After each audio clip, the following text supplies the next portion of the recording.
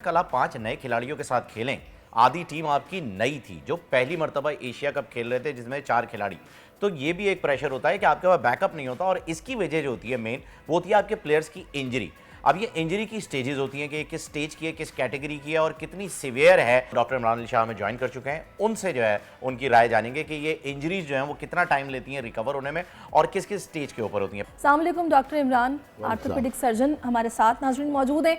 Doctor Imran, क्या वजह है कि ये हम लोग अक्सर, वैसे तो ये बड़ी अजीब सी बात है कि जब कोई स्पेशल गेम होने वाला होता है ना, तो हमें एक धचका मिलता है कि जनाब ये तो जी अनफिट हो गए हैं या फिर इनको रेस्ट का मौका दिया जाएगा, तो फिर कोई और खिलाड़ी आएगा।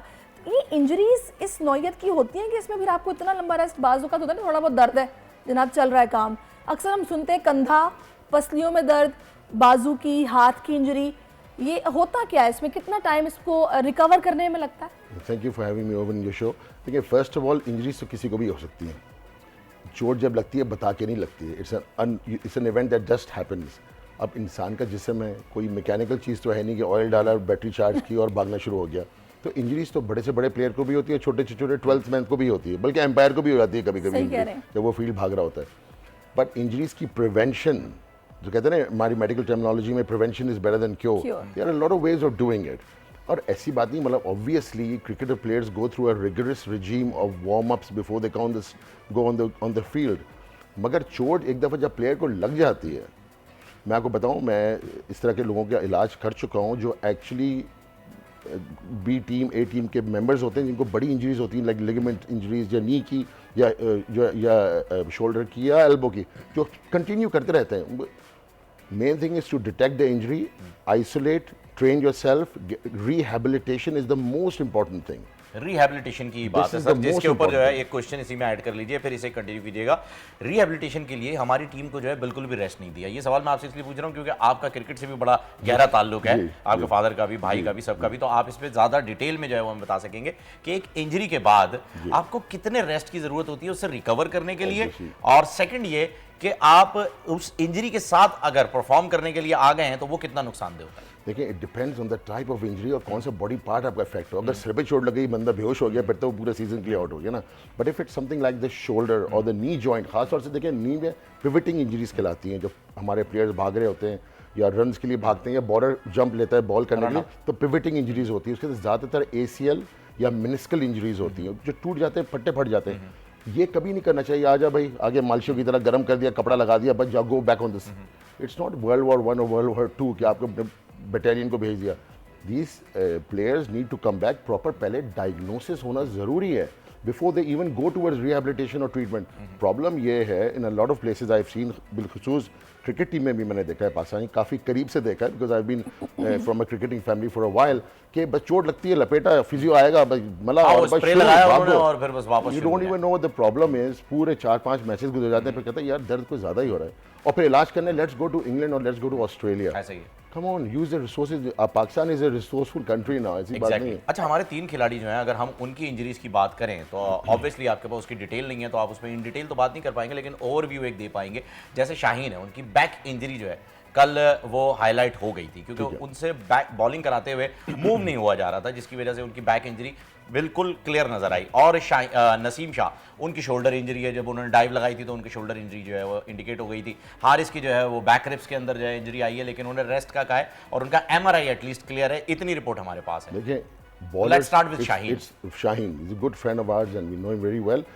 He's a very talented young man. There is no doubt about that. He's a real hero and pride of Pakistan, Shaheen Afridi. Fast bowlers के अंदर एक कंडीशन होती है, इसको स्पॉन्डिलोलिसिस कहते हैं, जो हमारे लोअर बैक है ना, L4, L5, L3, उधर के जो हमारे मोरे हैं, एक तरफ का मोरा टूटने के चांसेस होते हैं। अच्छा। अब इस तरह की जब चोट लगती है, ये नहीं करना चाहिए बस वार्म अप सेशन कर लिया। These people need urgent treatment. Again, treatment ये नहीं है कि आपने पेनाडोल एक्स्ट्रा दी और आयोडेक्स मिल के हाँ बेटे जाओ। They need proper diagnosis in the form of a CT scan अगर हड्डी को देख रहे हैं, या MRI स्कैन अगर सॉफ्ट टिश्यू को देख रहे हैं। बट देखिए, आई am sure they have a regime. ऐसी बात नहीं, हम लोग डायग्नोसिस तो कर रहे हैं, यहाँ पे बातें कर रहे हैं और नहीं वो डेफिनेटली MRI और, but I am sure they must get a scan done. ये देखिए, ये cricket players are like F1 cars, Formula 1 cars. जब एक गाड़ी आती है ना, पिट में खड़ी होती है, 4 लोग आते हैं सिर्फ टायर चेंज करने के लिए, ये हमारे Formula 1 प्लेयर्स हैं। I mean, Pakistan has invested a lot of money on them, exactly, and public has a lot of expectations from them. बीच में बेचारा कौन फंसता है? प्लेयर फंसता है। बिल्कुल ऐसा तो इस प्लेयर को आपको, हमारा फ़र्ज़ है, पाकिस्तान क्रिकेट बोर्ड का फ़र्ज़ है कि एक एजुकेटेड प्रॉपरली रजीम के साथ चलें। First make the diagnosis and then a proper treatment and then go on to अच्छा, वैसे रिहैबिलिटेशन। क्या वजह है कि ऑस्ट्रेलिया और लंदन जाना पड़ता है और हम लोग यहाँ क्यों नहीं इन फैसिलिटीज़ को अवेल करते अगर हमारे पास मौजूद है? मैं आपको बताऊं, अभी लास्ट वीक लोकल होटल में कराची में हमने पाकिस्तान की सेकंड बिगेस्ट नी मीटिंग की यहाँ पे, जिसमें हमारे पास America, New Zealand, Germany, England, Australia, ऐसी कोई चीज़ का इलाज नहीं। मैं तो मुझे तो खुद हैरत होती है, they spend millions of rupees in travelling, you know.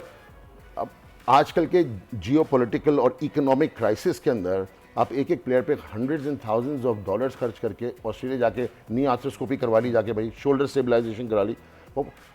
देखिए आजकल के ज़माने में कोई दूर नहीं है, you just go to any educated, चाहे आप हमारे पास आए या कहीं पे भी जाएं, एक बात ऐसी कह रहा हूँ मैं, go and gate treatment done locally.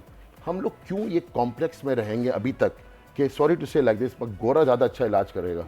और गोरे समझते हैं कि पाकिस्तानी डॉक्टर ज़्यादा अच्छे हैं, हाँ। वो उनको वहाँ पे जॉब नेशनल हेल्थ देते हैं। Service, I work for the national health service in Canada, UK. हर जगह। मैंने इंग्लैंड में काम किया। मेरे दोस्त जो बाकी दोस्त हैं यहाँ पे, पूरी पूरी टीम है ऑर्थोपेडिक स्पोर्ट्स इंजरीज की, they worked abroad as well.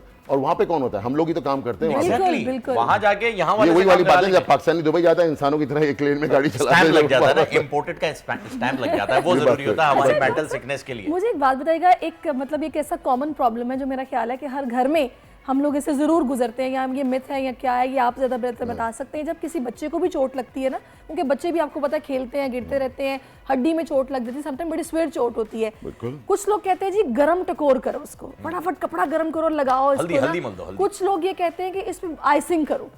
करना क्या चाहिए जब फौरी तौर पर आपको चोट लगे, तो बच्चा हो या बड़ा हो, आइसिंग करें या फिर गर्म चीज़ रखें? देखिए, जब बहुत सिंपल सा एक कहते हैं ना बॉल पार्क रूल कह ले, फिगर कह, जब और एक्यूट चोट लगती है, जब फौरन लगती है, जैसे गिर गई, स्लिप हो गई, पैर मुड़ गया, चोट लग गई, जोर से कंधा लग गया, तो you always ice it, you cool down the place. ये वो एंटी इन्फ्लेमेटरी इफेक्ट होता है, इन्फ्लेमेशन कम करता है। जब लॉन्ग टर्म इंजरी होती है, जैसे बहुत दिन हो गए यार कमर में दर्द हो रहा है या शोल्डर में, जब आप फिजियोथेरेपिस्ट के पास जाते हैं तो उस वक्त heat therapy and physiotherapy that is at a later stage. तो अर्ली स्टेजेस में कोल्ड कंप्रेशन, सो कहते हैं ना ice cold compression, but in the later stages you do warm compression, things like that. आप तो फिर दोनों बातें कर रहे हैं। नहीं, ये लॉन्ग टर्म में। Oh, no, listen, you didn't listen. Acute मतलब होता है immediate phase में। सही से The immediate. first 2 weeks हमारे बॉडी में जब भी कोई चोट लगती है या कोई एक्सीडेंट होता है तो पहले 2-3 हफ्ते में इन्फ्लेमेटरी फेज में आता है। So that's the phase you need to cool down a bit. Cool down, okay. After that you can go अच्छा, towards एक the आम warm. आदमी के Okay. हिसाब से जो मैं समझाऊं ना आपकी बात, वो ये समझाऊं कि फौरी जो तौर पर सर्दियां आइसिंग आते ही करो। जो दर्द उठता है ना, उसके लिए गरम उसकी टकोर की ये जरूरत बड़ा है। इंटरेस्टिंग है, जोड़ों में दर्द क्यों होता है? इसको to do with atmospheric pressure. ये बड़ी अजीब सी क्या बात है। रीजन है? जैसे ही एटमॉस्फेयर सर्दियाँ चेंज होती होता हैं, है, बिल्कुल ये पुराने दर्द उठ आपको जाएंगे। छोड़ें, अभी आप चले जाएं स्कर्दू चले जाएं या नथिया गली की तरफ जाएं, जोड़ों में दर्द हो ऐसा ही जाएगा। है। 35 that is because of the regional atmospheric pressure as well. In winters it changes. This is something very weird and not अच्छा, जिन लोगों ने ऑपरेशन कराया हुआ होता है, जैसे मेरे फादर का भी मैं आपको बताऊं तो आपके फादर नहीं किया था इनफैक्ट, उनका ऑपरेट भी, तो उन्हें भी जो है यहाँ पे स्क्रू और वो एक प्लेट लगी हुई है, तो जैसे ही वेदर चेंज होता है ना, उसमें पेन आ जाता है। सारी बातें देखिए, स्क्रू प्लेट्स या मेटल वर्क सिवाय हिप रिप्लेसमेंट्स और नी रिप्लेसमेंट्स का not part of your body, that's alien material inside you. तो कभी कभी खास तौर से अगर प्लेट या मेटल लगा हो जो सुपरफिशियल सरफेस पे लगा होता है, खास तौर से क्रिकेटर्स की जब चोट लगती है, उनके लगता है तो वो रिमूव कर देना चाहिए मेरे ख्याल से, Immediate. क्योंकि वरना जब एक्टिव प्लेयर्स गिरते हैं स्क्रू प्लेट्स के साथ, तो वो फ्रैक्चर जो हड्डी टूटती है वो उस मेटल प्लेट के करीब टूटती है। Okay. तो कहते हैं peri prosthetic fractures. So but obviously again वो ज़्यादा अब एक- डेंजरस हो जाता है। अच्छा, मुझे एक चीज़ और बताइएगा डॉक्टर साहब, मैंने बतौर पाकिस्तानी ही ऑब्जर्व किया कि हम लोग बिल्कुल भी अपने कैल्शियम इंटेक का ख्याल नहीं रखते, हम लोग अपने टेस्ट नहीं करवाते कि हमारी बॉडी में अगर इसकी डेफिशिएंसी, हम ये ज़रूर बता देंगे मेरी तो टांगों में दर्द रहता है, मुझसे जल्दी उठा नहीं जाता, उठते तो कड़क कड़क आवाज़ आती है। ये मैं जिस हिसाब से ये पूछना चाह रही हूँ कि हमारी जो एक प्रॉपर रूटीन लाइफ है, इसमें हमें कब कब इस चीज़ का फॉलो अप रखना चाहिए, या वो कौन सी, दूध का तो हमें पता है पीना है, हम टीवी पे इश्तिहार भी देखते हैं, जिंक का इस्तेमाल जिंदगी में बहुत ज़रूरी है, ये कितना ज़रूरी है? ये सारे कमर्शियल्स हैं, और हम लोग एक नेशन बकौल साउथ ईस्ट एशियन, खासतौर से पाकिस्तान में, वो समझते हैं कैल्शियम खाना ज़रूरी है। नहीं पता कि सिर्फ अगर कैल्शियम लोगे के साथ विटामिन डी नहीं लोगे तो वो सारा हमारा निकल जाएगा, खारिज हो जाएगा बॉडी से। ये मुझे भी अब पता चल और रहा है। I will tell you something कि मैं कम से कम 4 या 5 पेशेंट हफ्ते में 4 या 5 पेशेंट देखता हूँ वंस अ वीक, जो ओवरलोडेड होते हैं कैल्शियम विटामिन डी में। इनको कहते हैं टॉक्सिसिटी। मतलब इतना जिस डॉक्टर बस के पास खुद ही जाएंगे वो कैप्सूल्स लेके खा वो लिए डेंजरस, उसके जो- किडनी स्टोन्स होने शुरू हो जाते हैं, विटामिन डी विटामिन पीने डी लग जाते हैं। इंटॉक्सिकेशन हो जाते हैं, बस थोड़ा। और खुदा की बात से मैं आपके ये चैनल please से जरा बोलूंगा कि बताइए लोगों ये से तो बोला होता करें कि कभी भी वो एम्प्यूल्स तोड़ के शीशे वाले पी गए, don't, they are capsules for it now. Okay. लोग शीशा पीते हैं, मतलब तोड़ते हैं और फिर पी जाते वो जो हैं, साथ में inject ग्लास के भी लिए जाता होते है। नहीं तो ये तो मुझे भी किसी डॉक्टर ने रिकमेंड किया था, मेरे पास वो इंजेक्शन अभी भी सही पड़े डॉक्टर हुए के हैं। पास जाए, मगर डॉक्टर के पास जाए। यही बात है। तो उन्होंने मुझे ये बोला कि आप उस इंजेक्शन को तोड़ें और उसमें जो सही। लिक्विड मौजूद है वो देखिए, दूध में मिक्स ज्यादातर करके वो पिए। कैप्सूल्स फॉर्म में आते हैं, 200,000 यूनिट्स होते हैं, 2 लाख यूनिट होते हैं एक एम्प्यूल, एक तो जो कैप्सूल पड़े के में लिए। उसका क्या करूं अब मैं? आप वापस मेरे ख्याल से किसी को डोनेट कर दें, वो उन्हीं डॉक्टर को दे दें वापस। इंजेक्ट के काम आएगा वो, इंजेक्ट करने के लिए। सो विटामिन डी और calcium toxicity is not a myth, it's a reality. आप लोग ओवरडोज इतना हो जाते हैं, पेशेंट समझते हैं बस हम मजबूत हो गए हड्डी। अच्छा, जब फिर ऐसा एक कोई चीज कैप्सूल- रेकमेंड, वो तो खैर वो ब्रांड देखिए, तो उसको जाहिर है वो आरडीए नहीं कर कहते हैं, पाएंगे। Recommended daily allowance. एक तरीका है, एक जैसे फॉर एग्जांपल जिन पेशेंट्स की हड्डी टूटती है और एक प्रेग्नेंट लेडी, दोनों की एक ही रिक्वायरमेंट होती है विटामिन कैल्शियम की, तो इस हिसाब से it's not far away. Google master डालें आप तो सब अच्छा प्रोफेसर डॉक्टर साहब, होंगे। एक चीज़ और ऐड कर दीजिएगा इसी के अंदर, क्योंकि अब बात यही चल रही है। तो ये जो धूप से इनटेक मिलता है हमें विटामिन डी का, ये किस तरीके से ये मिलता भी है? इसकी क्या कुछ शान है timing अल्लाह और की, ये कितनी भी देर? क्या शान है अल्लाह की। अगर मैं आप लोगों को नटशेल में बताऊं कि हमारी खाल के नीचे कोलेस्ट्रॉल होता है, जब धूप लगती है तो वो कोलेस्ट्रॉल ब्रेक डाउन होकर हमारे लिवर में जाता है, फिर हमारे किडनीज में जाता है, फिर वहां से क्रिएट होती है vitamin D. Can you imagine the circuit that Allah has created? Mechanism. It's amazing how it works like that. बिल्कुल धूप बहुत ज़रूरी है। अच्छा, हमारे यहाँ अनफॉर्चुनेटली पब्लिक पार्क्स इतने नहीं हैं जितने होने चाहिए, और है भी तो वहाँ पे आपको पता ही है स्ट्रे डॉग्स और ये वो, I see dog bites all the time as well at practice. तो विटामिन डी सिंथेसिस के लिए it's important to get adequate sunlight. ये मतलब नहीं है कि आप छत पे जाके लेट जाएं और सनबर्न हो जाए, ज़्यादा नहीं, 5 मिनट्स के लिए अगर आप छत पे चलेंगी भी नहीं या बाहर और वो चलें। किस टाइम की धूप के ऊपर आ ये जाए? ये प्लीज, ये भी बहुत अजीब सी बात है कि फजर जब सुबह जैसी सुबह, नमाज हो, बस किरणें निकलने से पहले शुभ सादिक की पौ फटने से पहले आप आ जाए। ये अराउंड मिड डे निकल जाए, 11 बजे निकल जाए, 12 बजे निकल जाए, दोबारा काले हो कह रहा हूं, जाएंगे। नहीं, फेयर एंड लवली का इस्तेमाल करें। किसी भी टाइम पे निकल जाए ना, किसी भी टाइम पे जी जी प्लीज। अच्छा, लास्ट क्वेश्चन डॉक्टर साहब, मुझे सिर्फ ये बता दें अगर किसी को ये डेफिशिएंसी है उसके सिम्टम्स क्या हैं, कैल्शियम और विटामिन? देखिए, अगर पेशेंट जनरली स्पीकिंग उसकी vitamin D levels, calcium levels बहुत ज़्यादा low, calcium level can be dangerous अगर बहुत लो हो जाए, और हाई भी हो जाए वो डेंजरस है, सही। क्योंकि हमारा जो ईसीजी होती है ना, दिल की पट्टी सुनते होंगे, अगर हाइपर कैल्सीमिया हो जाता है तो उधर प्रॉब्लम आनी शुरू हो जाती है, हार्ट की रिदम खराब हो जाती है।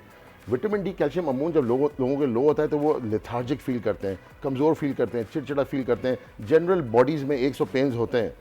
बट अगेन इसका मतलब ये नहीं है कि आप जाते ही आपके व्यूअर्स जाएं और बस डॉक्टर साहब ने बोल दिया भागना शुरू कर दो। नो, मेक श्योर अगर आपको शक है या आप get your vitamin proper test करवाएं, डायग्नोस करवाएं, फिर जो है वो आप ट्रीटमेंट शुरू करवाएं। Thank you so much doctor Imran Shah साहब, आप हमारे साथ रहे। और नाजरीन, यकीनन अब आपको पता चल गया होगा कि कितनी टफ सिचुएशन से हमारी टीम इसमें गुजर रही है इंजरीज के बाद। इंशाल्लाह अल्लाह ताला ने चाहा तो बहुत जल्दी जो है वो हमारी टीम भी रिकवर कर जाएगी, और वो नाजरीन भी जो कि विटामिन डी और कैल्शियम की वजह से बीमार हैं।